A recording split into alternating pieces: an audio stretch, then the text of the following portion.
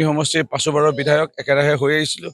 ইয়াৰ কাৰণটোৱে হ'ল যে ৰাইজে আমাৰ কথা দিয়া মতে কথা ৰাখিছিলোঁ, বিশ্বাসত ৰাইজে আমাক সমৰ্থন জনাই আহিছিলে। আৰু এতিয়াতো ডক্টৰ হিমন্ত বিশ্ব শৰ্মাৰ আশীৰ্বাদ আমাৰ লগত আছে।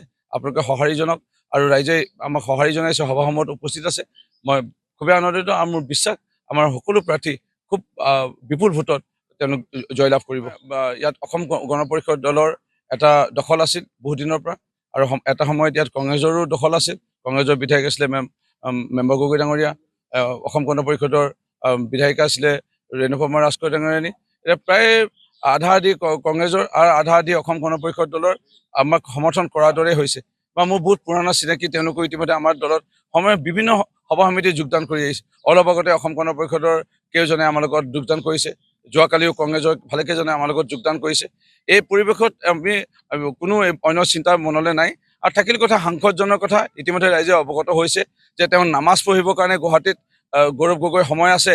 ইয়াত যেতিয়া শংকৰ জন্মোৎসৱ পাতে, ইয়াৰ ৰাস পাতে, ইয়াত যেতিয়া বিহু পাতে, ইয়াত যেতিয়া প্ৰাক্তন ছাত্ৰ ছাত্ৰী সন্মিলনী বিভিন্ন বিদ্যালয়ত অনুষ্ঠিত হয়, মুখ্য অতিথিৰূপে গোহাৰিৰ পত্ৰত সাংসদজনৰ নাম লিপিবদ্ধ কৰাৰ পিছতো সাংসদজনে টকা দিব লাগে বুলিয়ে নাহে, নে ৰাইজৰ ভোট লাভ কৰি সুখে দুখে থাকিম বুলি কৈ নিৰ্বাচনত এনেই চলেৰে ভোটটো লৈ জিকি গ'ল। তাৰপিছত এতিয়া ৰাইজক পিঠি দিয়া এই গৌৰৱ গগৈৰ কথাও ৰাইজে ইতিমধ্যে অৱগত হৈছে। সেইকাৰণে ইয়াত আৰু বেলেগ দলৰ কথা ইয়াত নাহেই। থাকিল কথা অখিল গগৈ দুই এটা জেগাত ইয়াত প্ৰাৰ্থিত্ব দিছে। অখিল গগৈৰ সাহসেই নাই যে ইয়াত নিৰ্বাচনত মৰিয়নি সমষ্টিত ক'ৰবাত 21টা গাঁও পঞ্চায়তৰ প্ৰাৰ্থিত্ব দিবলৈ সাহসেই নাই। জিলা পৰিষদ 4টা, তেওঁ ভৌগোলিক এলেকাৰ বিষয়ে নাজানে নেকি? এটা জিলা পৰিষদ মাত্ৰ চাগে নে দুটা জিলা পৰিষদত দিছে, আঞ্চলিক পঞ্চায়ত এটা নে দুটাত দিছে, বাকীবোৰ দিবলৈ সাহসে নকৰিলে। সেইকাৰণে বেলেগ দলৰ আমি কোনো স্থিতিয়ে দেখা নাই। কেৱল সকলোতে ঘৰে ঘৰে পদুম, বাটে বাটে পদুম, এইটোৱে মই এটা ছবি দেখা পাই আছোঁ। সমষ্টিৰ ৫বাৰৰ বিধায়ক একেৰাহে হৈ আহিছিলোঁ। ইয়াৰ কাৰণটোৱে হ'ল যে ৰাইজে আমাৰ কথা দিয়া মতে কথা ৰাখিছিলোঁ, বিশ্বাসত ৰাইজে আমাক সমৰ্থন জনাই আহিছিলে। আৰু এতিয়াতো ডক্টৰ হিমন্ত বিশ্ব শৰ্মাৰ আশীৰ্বাদ আমাৰ লগত আছে। আপোনালোকে সঁহাৰি জনাওক আৰু ৰাইজে আমাক সঁহাৰি জনাইছে, সভাসমূহত উপস্থিত আছে। মই খুবেই আনন্দিত আৰু মোৰ বিশ্বাস আমাৰ সকলো প্ৰাৰ্থী খুব বিপুল ভোটত তেওঁলোক জয়লাভ কৰিব। ইয়াত অসম গণ পৰিষদ দলৰ এটা দখল আছিল বহুদিনৰ পৰা, আৰু এটা সময়ত ইয়াত কংগ্ৰেছৰো দখল আছিল। কংগ্ৰেছৰ বিধায়ক আছিলে মেম্বাৰ গগৈ ডাঙৰীয়া, অসম গণ পৰিষদৰ বিধায়িকা আছিলে ৰেণুপমা ৰাজখোৱা ডাঙৰীয়ানী।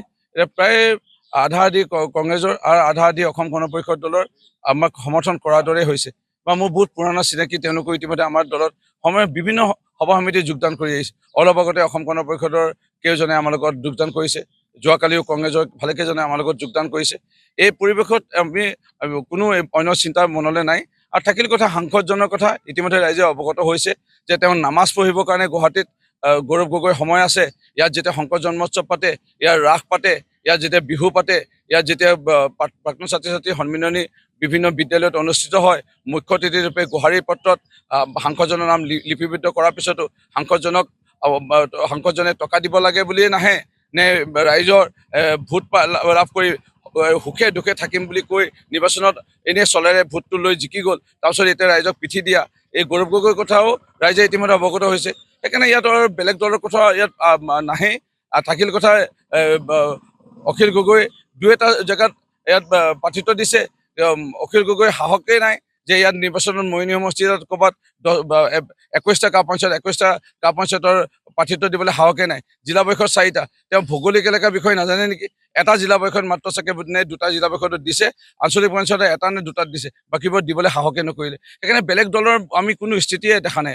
কেৱল সকলোতে ঘৰে ঘৰে পদুম, বাটে বাটে পদুম, এইটোৱে মই এটা ছবি দেখা পাই আছোঁ।